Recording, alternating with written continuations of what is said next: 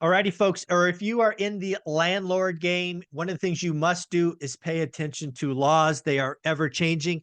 For example, in Colorado, they have just passed a law that will go into effect shortly about pet rent and putting a cap on pet rents. To have this conversation, we're going to have the lovely Dana, the CEO of Hemlane, because I don't own any units in Colorado. And frankly, I don't care, but I know there's some people that do.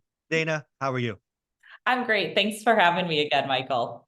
Absolutely. One of the things I really appreciate about Hemlane, and has to be one of the more, I don't know if you call it hard, maybe you call it tedious, is staying up to date with all of the changing laws that affect landlord, given all the thousands and thousands of landlords you have across the country. So why don't we talk specifically about what happened in Colorado, and then more generally about how you stay on top of laws and where people can go to on Hemlane to see what's changing. Great. So, yeah, just to kind of kick it off and talk about pet rent and pet deposits. Michael, if we would have spoken, I think, 6 or 7 years ago, talking about a landlord charging for pet rent or a pet deposit, we probably wouldn't have even discussed it. You're And right. what happened was multifamily basically came out. A lot of the multifamily operators came out and said, okay, we're going to start charging for You're right. pets. Yep. There's additional damage, so we need a additional security deposit. And Mhm. then on top of that, we'll charge it as rent for having, some of them have even like pet parks and things like Yeah. that in them. Well, what's been interesting over the past 3 years, I've noticed it more predominantly, is more and more landlords are having pet deposits and pet rent. So much that when Hemline started, we didn't even have a form there to say, what's your pet rent and pet deposit? And now we do. There you And go. we will syndicate that information to Zillow and Truly and HotPads and PadMapper and Apartments.com and all of them when you Mm. advertise. They actually don't have forms for that, so we just put it into the bottom of the description of what those Ah. amounts are. So Okay. Okay. it's basically like putting those two variables and fields together. But the Sure. reason we did that was because we wanted smaller time landlords to have the same resources as these Yeah. institutional or the same processes as these institutional. Yeah, it's funny you bring this up. I've been charging pet deposits. This is from memory, so I might be off. Probably, certainly 8 years. Eight We, years. yeah, we've been Wow. we've been doing pet deposits. But before that, the 12 or 13 years before that, I think the only thing we did in our leases is we had criteria like, no dangerous pets. We had sizes, we had Yeah. quantities, but we weren't charging. At least from my memory. I could be wrong, but we weren't doing that. And even to today, Dana, I don't think I charge quote unquote pet rent. Like I don't charge 25 bucks because again, I don't have a dog park. I don't have, the extras Yeah. in theory. So I do certainly charge deposits though. Everybody who has pets has a deposit, unless of course it's a I don't know what unless the dog is a service dog or something. Then Service there's or no, emotional yeah, support you can't charge that's for. no, just we can't for emotional. I thought it was only service, but okay. Yeah, both you can't charge for. So, Okay. question for you on that, Mhm, with the deposit, is it mhm. non-refundable or is it refundable?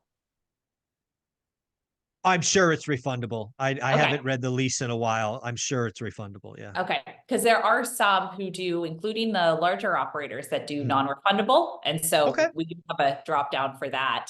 I will Um, ask because maybe we'll change. yeah, there you go. Well, if you're in Colorado, though, you can't. Oh, don't worry, I'm not in Colorado. So, with the bill that is passed and signed, but it goes into effect on January 1st, 2024. So if you have your property advertised in Colorado, make sure that you follow this new law. The pet security deposit is limited to $300, and it Per has pet. to be refundable. Per pet? So there's that portion of it. And then the Okay. second is that if you charge pet fee, a lot of landlords will choose one or the other. Some do both. Mm. But you have to look at your competition. You have to look at the market. And in the pet fee, it's $35 or 1.5% of the rent, whichever is higher. Oh, So whichever that is higher. Okay. Yeah, that's the max that you can charge for pet fees. Mm. And so, and that's the rent every single month. Okay. And so keeping that in mind, and also just kind of looking out there, it doesn't matter if you're in Colorado or any other state, make sure you're staying up to date with your laws, Yeah. because these types of things will kind of sneak up behind you. And so you definitely want to, if you have a Yeah. local apartment association, jump on their threads to get up-to-date laws and information. Tenant landlord associations are great for that as well, just to make sure, because I'm sure that now that Colorado has done this, Mm. I guarantee other states are looking into. California will be right behind them, I'm sure. Exactly. We'll be talking about this probably in a month with California. Exactly, exactly. Well, one of the things I love about mom and pop landlords using hem lanes is when you have one of these laws, you start adding pop-ups or alerts or whatever right away, so landlords get aware of that. Is that correct? Yes, that's correct. So in this particular case, it will, I think December 31st, right at midnight, when everyone's celebrating the new year in Colorado. It will make it where that there is that limit on it, Okay. and that restriction in place for anyone who is in Colorado.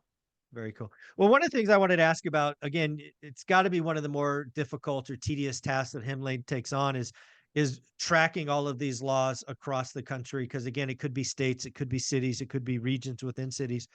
If somebody wanted to go to Hemlane to look at maybe a resources tab, or Yeah. where would someone go to kind of try to stay up to date on some of these things? Yeah, we do have tenant landlord laws in there, and then also just some helpful articles about, specific articles about service animals, emotional Mm, support animals, aggressive breeds and insurance, and can you limit that with emotional support animals? All of that kind of stuff is at www.hemlane.com, and you'll see resources right at the top. oh, So from great. that resources tab, you can go ahead and look at those. We also will link to the civil code. So if you want to look at more detail, you can actually go directly to the Wow. state's article on it to read it as well. But we'll summarize a lot of the laws in there, and then you can go in and look at it further. Yeah, one of the things I would do if I was a new landlord and I hadn't done a trial yet of Hemlane is I would do that trial. Again, they can get it at hemlane.com just to see what it's like to advertise, track expenses, communicate with tenants. Again, a lot of folks are getting interested in real estate investing, but they haven't been landlords yet. So why not take a 14-day trial, play with it, see what it's all about? Again, hemlane.com. Is that correct, Dana? That's correct. And just mention one rental at a time, because you do get 20% off your first year, and there is a free trial on it. Awesome. Thank you so much. Thanks so much.